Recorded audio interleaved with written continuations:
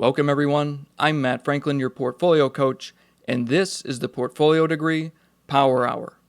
Over the course of the next hour, we hope to provide you with a basic introduction to investing, and we hope to help you learn how to more freely invest in the assets that you want. Our goal is to help you understand what the professionals on Wall Street know and to give you a few methods where you can begin to deploy these strategies for yourself. I'm glad you're here. Stay tuned because we have some really cool stuff to share with you. Here are the topics we're going to cover. Got a lot to get through in a short amount of time, so please understand that most of this is intended as an introduction. If you'd like to learn more, be sure to check out our full training program. First off, I just want to say thank you for being here. Our goal with this training is to give you an overview of what investors are educated in order to build and maintain professional investment portfolios. Part of that is understanding how to select assets, and another part of that is portfolio management and being able to deploy these different trading strategies. While it's not everyone's favorite subject, we do want to touch on the math behind all of this so you can understand that these are not gimmicks and that there is something real going on in the background. We're also going to get into some basic of investment research and the things that you need to consider as you're doing your homework on the stocks you're interested in. Our goal with this hour is to help you avoid certain pitfalls and common misconceptions about investing while helping you learn how to actively manage your portfolio and gain that investment freedom that you're looking for.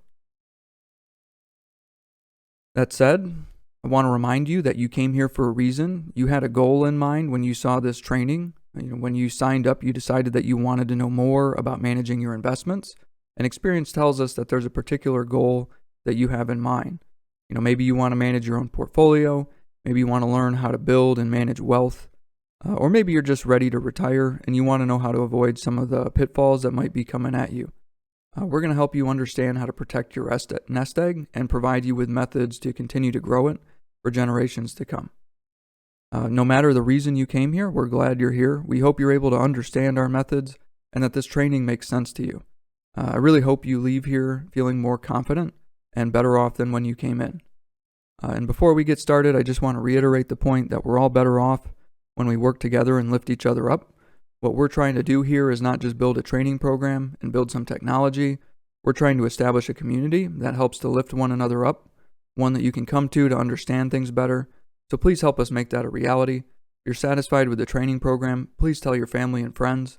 The more people around you that you can bounce ideas off of, the better off you'll be.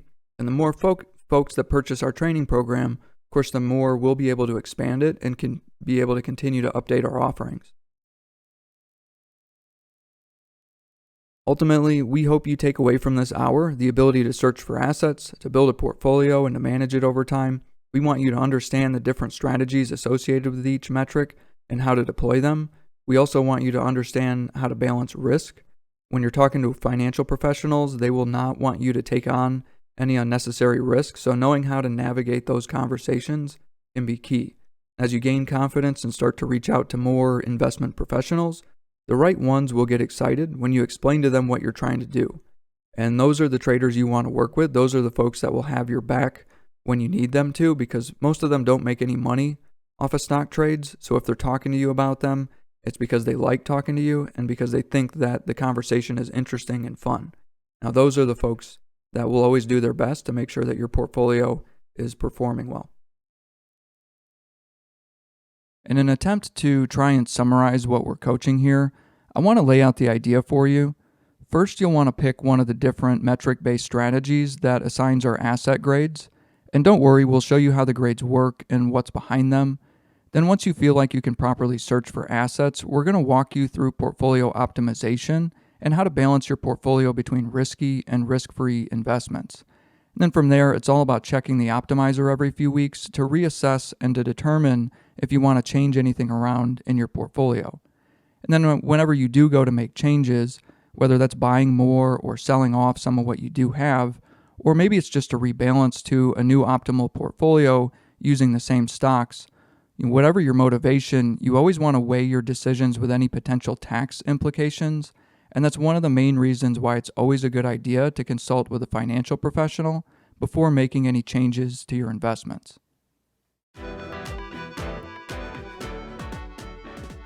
At the core of this training program is our grading methodology, so let's cover that first. Essentially, what we're trying to do here is take complex statistical measurements and apply the results comparatively across the grading scale. The grading scale uses B- as an average. This method came about because I had a hard time understanding how to apply the statistics that they teach you in these courses to real-world decisions. Like, for example, I would analyze two stocks and get two different Sharpe measures.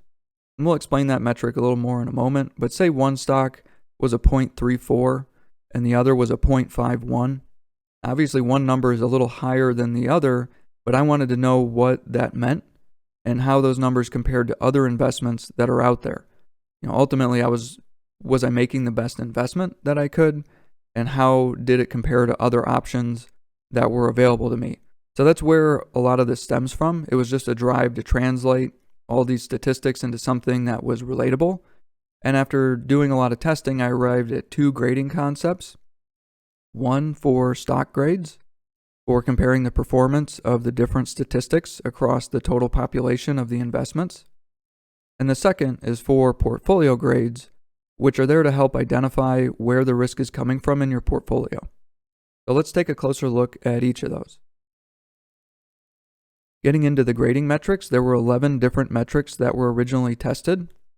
We're not getting into every single one of those, but we arrived at 5 that we felt best represented different investment strategies. Since some of those metrics are fairly common and others a little less so, we're going to walk you through them. As you can see here, these are the test results for the different metrics, starting at the top with expected return, then Sharpe's measure, Trainer's measure, alpha, and then our overall average. And from left to right, you'll see how they perform over the different historical time periods. We tested 6 different time periods: 90 days, 1 year, 5 years, 8 years, 10 years, and 15 years. We wanted to see exactly how these metrics performed when we used them to select our assets and to invest over a period of time. So we wanted to see if by changing the historical time period, if those things would make a difference. And as you can see here, there are certain metrics that across the board tend to perform well. And then there are others where you only want to pair them with certain historical time periods. Now, my favorite metric for stock selection is the Sharpe's measure, or Sharpe's ratio. And as you can see here, when you leverage that metric, you really want to use a 5 to 10 year history. You'll notice that alpha is another one where you only want to use a certain return time period. This time, though, you want to use short term, like 1 year or 90 days. So getting into the grading average, this is just an average of the stock's ranking for each of the other 4 metrics. We actually tested a variety of different mixes for this 5th metric, and the average of all the other metric rankings actually had the best overall performance.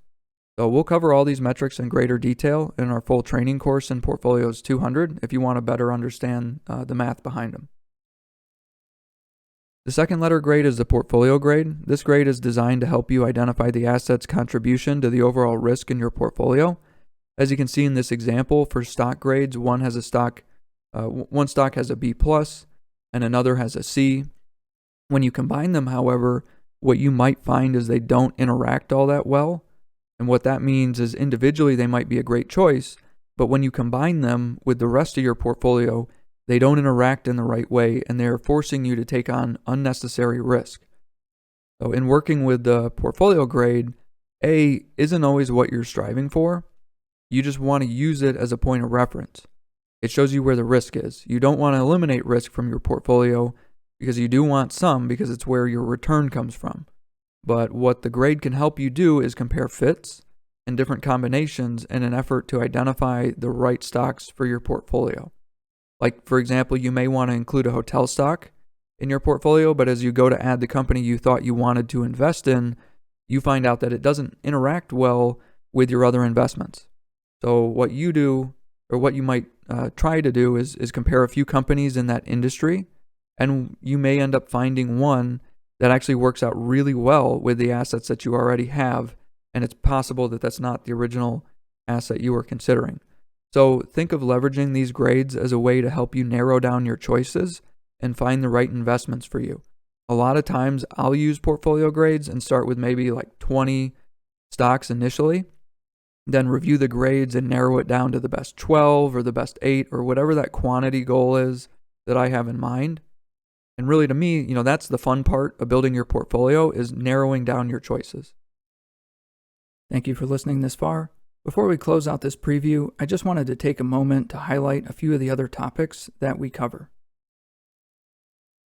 As you can see, the Power Hour still contains a lot more content, and we get even deeper into those topics in our full training course.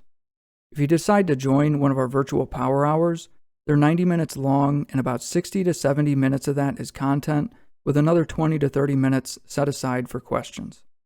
Some of the additional items that we talk about are how many assets you should include in your portfolio, how frequently you should optimize your portfolio, and we talk about market timing and try to help you develop an understanding that different economic conditions will require different strategies. We also cover the results from our testing and exactly what it says about how to use all of the different metrics. Then we get more into portfolio construction and applying risk aversion. From there, we get into the research and what you need to know about the income statement, the balance sheet, and the statement of cash flows, and in particular, cash flow valuations, which are one of the more important indicators consistently referenced by Wall Street investors. We also cover the basics of stock ownership, retirement planning, and we provide you with a list of some of the basic terms that you're going to need to be aware of when investing. So if you'd like to learn more, certainly we appreciate you being here and listening this far. We'd like to encourage you to join one of our live virtual sessions. We offer those on the weekends. Those live sessions include up to 35 people and are designed to be more interactive. They typically take place on Saturdays and Sundays and are hosted by none other than me, Matt Franklin, your favorite portfolio coach. That said, don't forget that we also offer our full training program, where you can choose the same self-guided path with videos, or again, you can have the ability to join one of our live virtual sessions, where we'll go through all of the training materials together. We offer that path with two options right now. We offer a full day course that takes place from 8:30 a.m. until 5 p.m. Eastern Standard Time, with a 1-hour break for lunch. And we also have our 1-week course for those of you that can't spend a full day in training. That class meets over 1 week on Tuesday, Wednesday, and Thursday nights from 7 p.m. until 9:25 p.m.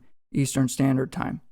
Our full training program does cost a little more, but if you're really looking to build confidence with managing your portfolio, we highly recommend that you consider the full program.